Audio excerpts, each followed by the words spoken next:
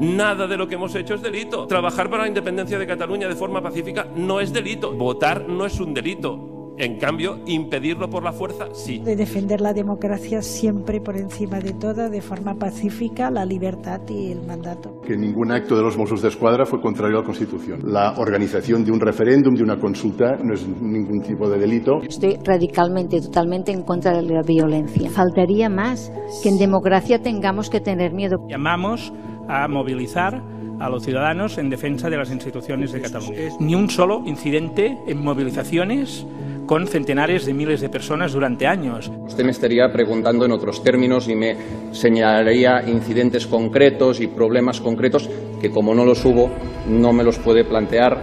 Y en la voluntad siempre de llegar a un acuerdo con el gobierno español. No se utilizó ni un euro para el referéndum.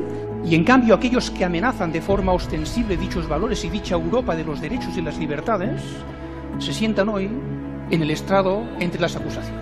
Cuando en el escrito de Fiscalía se hace referencia, en términos también peyorativos, de muchedumbre, de multitud, a las manifestaciones del 11 de septiembre, pues como mínimo yo quedo perplejo. No me consta que ser socio de Òmnium sea ningún delito. No lo era durante el franquismo. Me sorprende que se me haga esta pregunta ahora. Si vas de independentista por un auto, llevo un año en la cárcel. La violencia no forma parte del ADN de la sociedad catalana. Yo soy un preso político. Después de 500 días de cárcel, mi prioridad no es salir de prisión. Mi prioridad es poder denunciar el ataque y la vulneración que hay de derechos y libertades en Cataluña y en el conjunto del Estado español.